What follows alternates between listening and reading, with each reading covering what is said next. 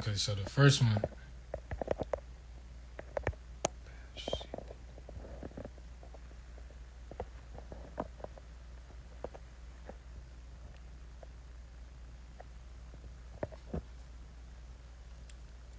Can you hear me now, cuz?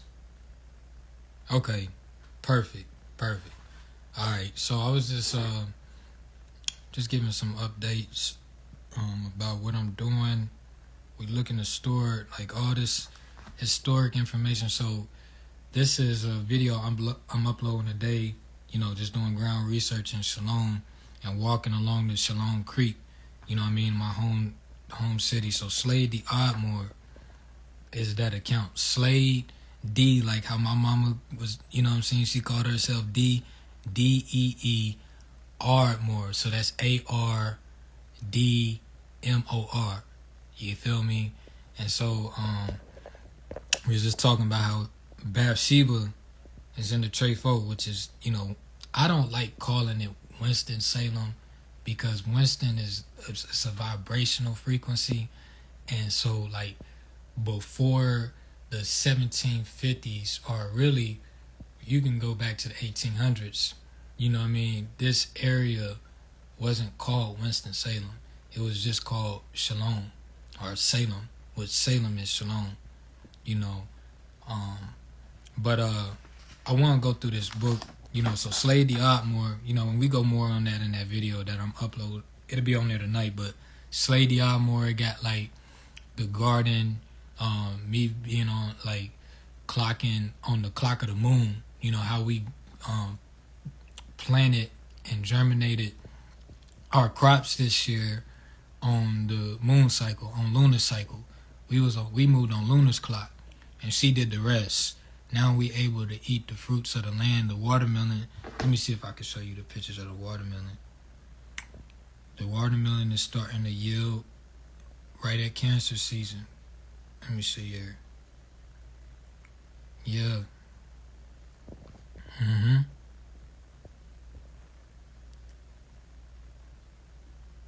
That's the watermelon.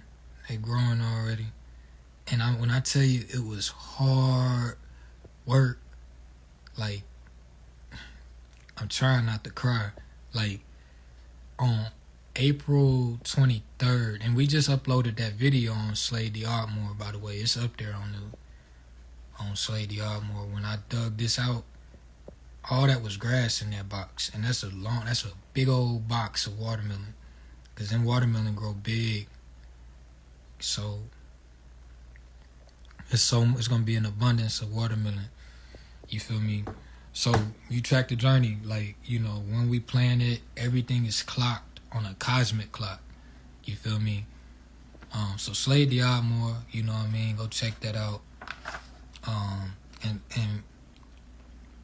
And cuz I'm talking to they go watch my videos after I post it. You feel me? It's going like you're the only one repping, you always the only one rapping on the lives, but after the live go up, it's gonna be like 100, 300 people that's gonna So this is I was talking about today how my next literature pieces is gonna be on the Carolinas. So I'm motivated by this path towards freedom. You feel me? So this book right here I found this in 2019 in my mother's attic. You feel me? I found that in my mother's attic. So like once I like picked it up, like I'm going through this joint, like I'm like, yo, what? Like, you feel what I'm saying? Like everything in here was like really like, see, it got my name in it. So I don't even know where to start. What I was saying was like, what they do, like the authors, and I'm gonna go to the page with all of the authors. I want to like actually say their names so that we can know, because it's not like, you feel what I'm saying? It's not like it's on the front cover. It's a collect. It's only a few, you feel me, from actual North Carolina. And it talks about the writers, the editors. So let me see. I'm trying to clean this camera off a little bit. we can get it. Daron, what's good, my brother? Peace, my brother. Okay, so here are the authors of this book right here. You got Lee Barton, Tony Brewington, Arthur Calloway, who was a rector at St. Ambrose. A lot of these people, and these are our people, American Indians, Aboriginal Indians, you know what I'm saying, and Negro scholars from Carolina. Look, from our turf, it says that Arthur Calloway was a rector at St. Ambrose Episcopal Church in Raleigh. Wilfmouth Carter, Vice President for Academic Affairs at Shaw. Harold Dees, Assistant Director, North Carolina Commission of Indian Affairs. Do you know that if you are an Aboriginal American or Indian, that you can get a salary like I'm looking more into it now, but it goes through the Department of Indian Affairs. You can get paid like $5,000 a month. So I'm looking into that, you know what I'm saying? It says John F. Fleming and the Occaneechi tribe told me that directly, that they have members in their tribe that's getting paid $5,000 a month just for being the original tribes of Carolina. And this is what this book talks about. Harold Dees, John Fleming, these are all the authors, the writers, the scribes. Douglas Gills, Professor of History, St. Augustine, Professor of Humanities. Fleming, you talking about the Universal Declaration of Human Rights. Humanity, that's only one race, and that's the what? Human race. Gossie Harold Hudson, Chairman of the Department of Social Science, History at Lincoln University. Why? Shout out to Dr. Allen, Brenda Allen, Winona Jacobs, and our cousin Io. She graduated from Lincoln. Program planner for North Carolina Commission on Indian. There you go. This is 1976. This was published. Barbara Locklear. This is my mother's book. So you feel what I'm saying? The pages is beiged out. That's how you want them. Because books is assets. You're supposed to pass them down to your kids. And then your kids' kids and their kids. So this information is not lost. Waltz Maynard, George Reed, Arnold Richardson. You know what I mean? Y'all can read with their background. Eastern Native Americans. Richard Robbins, Assistant Professors of Economics at A&T. And then here are the artists. Now, James Huff and Ernestine, I think I'm going to show you their artwork. I think they died in Winston-Salem.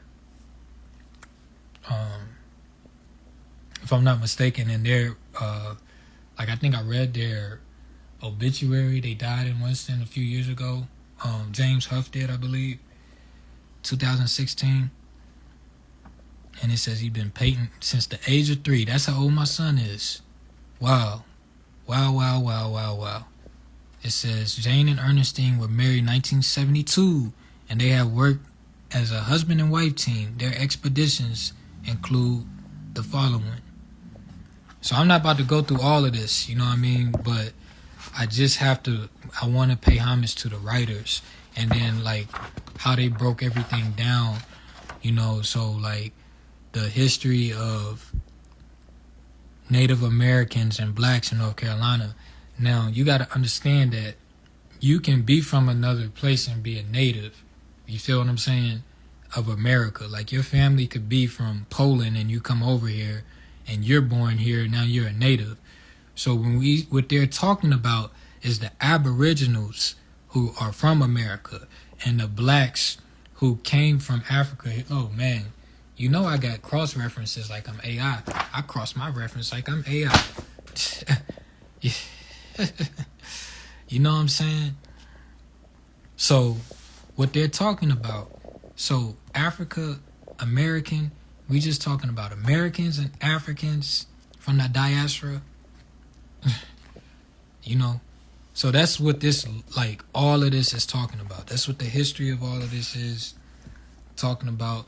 You know what I mean? Because we've been coming here, you know, Aboriginals from all over. Even the original Europeans were Moros or Negritos. You know what I mean? This book here, I believe, talks about how Portugal, the first republic in Portugal, was started by Negritos. If it's not in Africa's Gift to America, it may be in here. Now, this is a very important book too, because number one, it talks about how we were mixing, like, the different mixtures, you know, the different stocks of humans. You have the lighter stock, you have the original American stock, and let me see if I could turn to the page, if I could find it.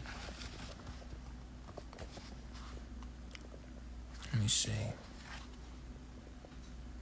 So it just talks about the arrival of the European and the mulatto,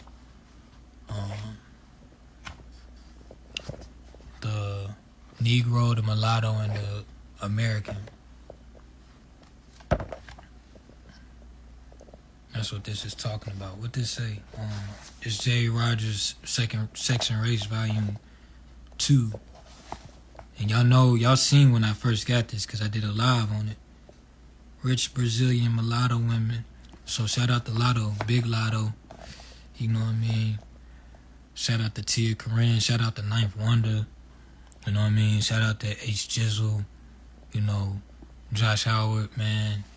CP3. You know what I mean? We just talking Trefo Warriors. Yeah. We just talking about the Trefo Mavericks. See, I can't show y'all some of this because, you know, last time I showed the women in here, because, you know, we didn't wear clothes. You feel what I'm saying? But now you can't not be unclothed on social media. But in real life, you know the real. Women was walking around. You know what I'm saying? That's just reality.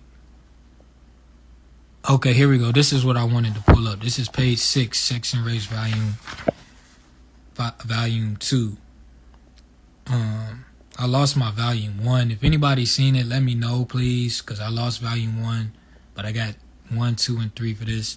The pattern of race mixing for Latin American colonies.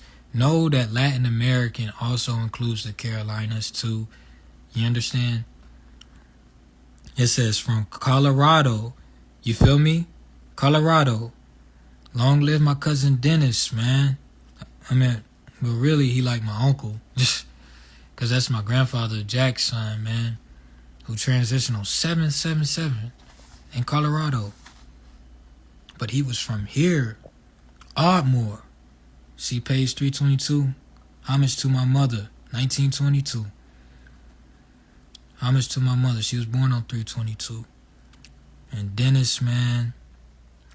You see the 7 frequency? You see the number 7 in 322? So that's also in 2023. So Dennis transitioned on 777. Okay? So I want to give what I'm getting ready to read. I'm reading this in honor of Dennis Jordan, man, the son of Jack. You know what I mean? Love you, cuz. Even though you like my uncle, you still cuz. You feel what I'm saying? The pattern of race mixing for all Latin American colonies from Colorado to Argentina was first the mixing of white men and some who had a Negro strain with Indian women.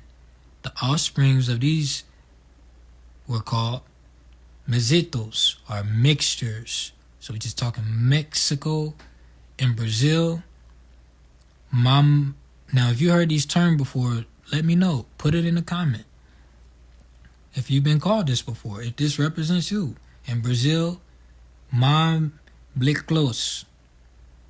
Incoming of the Europeans, next generation took the Mezquite girls as wives or concubines, producing an offspring that would be 1/4 Indian, and so on as the years passed until sometimes the Indian strain was visible. What up, G Money? Was visible only to the experienced eye. Shout out to Project Right Track. Another mixed type that arose was also when the male Negro slaves arrived in 1502. Okay? Taking Indian mates, the Negroes produced the Zambo. In Brazil, the Confuso. And it says that, and black type with high, upstanding, frizzly hair. A third mixture came with the arrival of the Negro woman, who mixing with the white man produced the mulatto. Okay? A blend with the Spaniard had been long familiar with.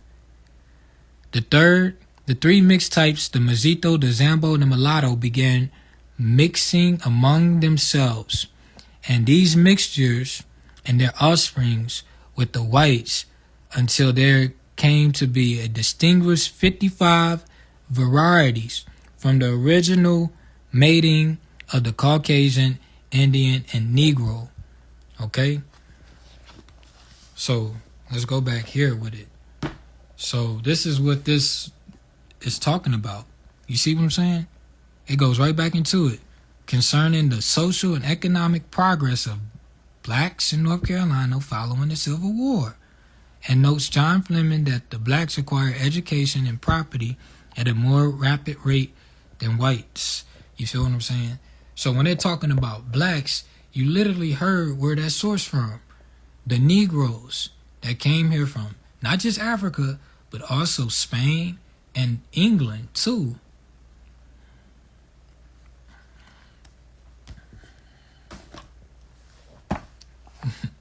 Here's another book reference. This is another book reference. And also you got to understand that, look at this. It says that this painting y'all see here, it says a 15th century conception of Africa with white people held as slaves. You feel me? And it says right here, the Emperor of Morocco, whose mother was an unmixed Negro slave, had tens of thousands. Whose mother was an unmixed Negro slave had tens of thousands of white slaves. A painting of 1670. Now, I could take y'all to Winston-Salem State and we can get writings from the Carolinas from 1670. They literally have higher court records from North Carolina going back to 1670.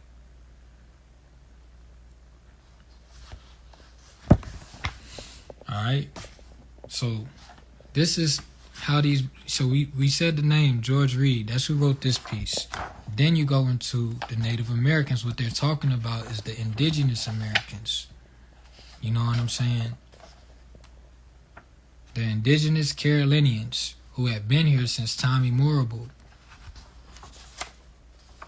This is one of my favorite lines from Dr. King. It says, the American Indian had been called the misunderstood American, a puzzle to other races of mankind. He is also the most sinned against American. Do that make sense? He is the most sinned against American because they came over here with Christianity and Christian doctrines. Again, I could take you right back to Winston-Salem State University, O'Kelly Library, on the 3rd floor, and they got the charters of the Carolinas. You feel what I'm saying? And so it says of him, the late Dr. Martin Luther King wrote, we are perhaps the only nation which tried as a matter of national policy to wipe out its indigenous population. That's what Martin Luther King said. Moreover,